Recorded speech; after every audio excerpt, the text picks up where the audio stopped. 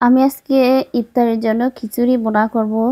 আর খিচুড়ি আজকে ভুনা করব হচ্ছে মাংস আর কলিজা দিয়ে একসঙ্গে।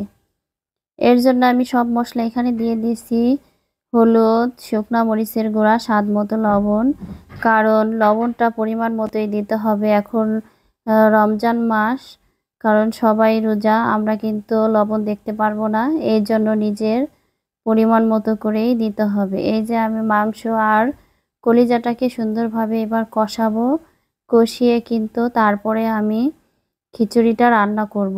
কারণ এটাকে কষিয়ে রেখে দিতে হবে। আর মাংসটাকে সুন্দরভাবে কষালে খিচুড়িটাও কিন্তু অনেক বেশি মজাদার হবে। আমার মাংস কষানো শেষ হয়ে গেছে। এরপরে কিন্তু আমি যে এখন পেঁয়াজ কুচি, এলাচ, দারচিনি, তেজপাতা সব কিছু দিয়ে এখন পেঁয়াজটাকে কিন্তু ভেজে নেব।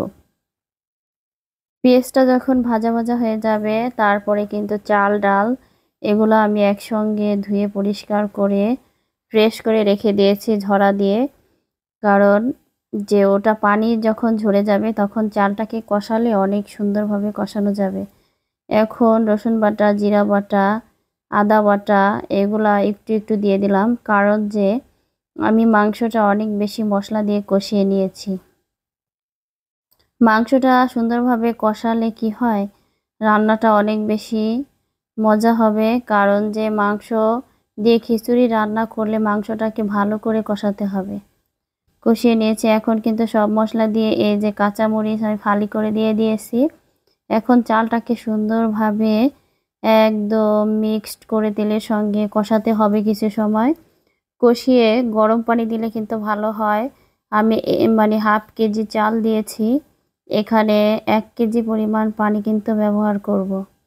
আর পানিটা দিলে আমার কড়াইটা পুরাটাই এই যে ভরে গেছে। পানিটা কিন্তু উপর দিকে ফুঁড়েও উঠেছে। চালগুলায় কিন্তু আমি হলুদ একটু হালকা দিয়েছি। কারণ যে এই যে মাংসের ভিতরে যে মশলাগুলো আছে, কালারগুলো আছে, এটা কিন্তু পরবর্তীতে গাঢ় হয়ে যাবে, এই জন্য। এখন নেড়ে চেড়ে এই যে মাংসটাকে সুন্দরভাবে মিক্সড করে দিতে হবে। মিক্সড করে কিছু সময় এভাবে আস্তে আস্তে রান্না করতে হবে। আর মাংসটাকে দেওয়ার পরে ঢাকনা দেইনি, কারণ আমার রান্না শেষ।